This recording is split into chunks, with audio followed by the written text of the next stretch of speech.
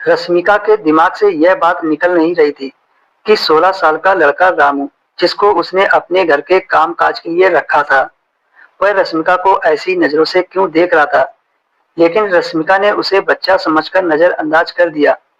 वह नहीं जानती थी कि इस उम्र का लड़का भी ऐसी नीच हरकत कर सकता है। जिस तरह से रामू ने अपनी मजबूरी के किस्से सुनाए थे, वह तो उस पर हमदर्दी करने लगी थी।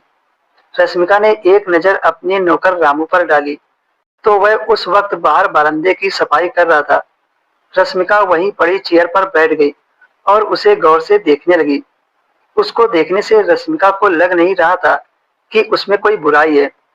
वह अपने काम में मग्न था।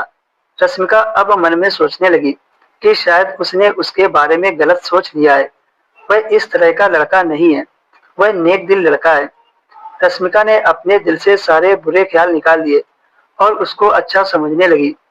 यही गलती रश्मिका की सबसे बड़ी गलती साबित हुई थी।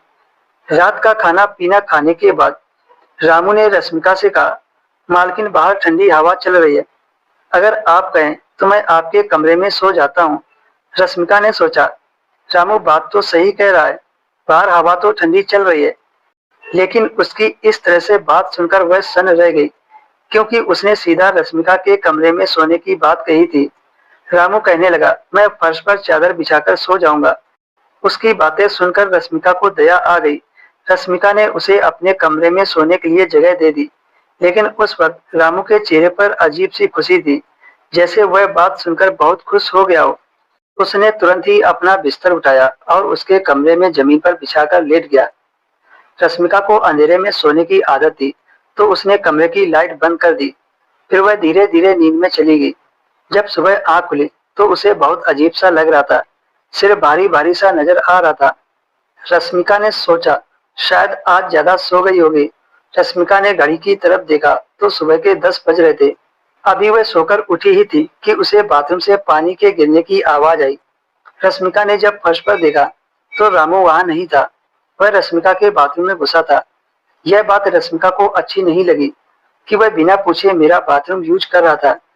रामू जैसे ही बाथरूम से बाहर निकला तो रश्मिका ने कहा, आज के बाद बिना पूछे मेरा बाथरूम यूज मत करना।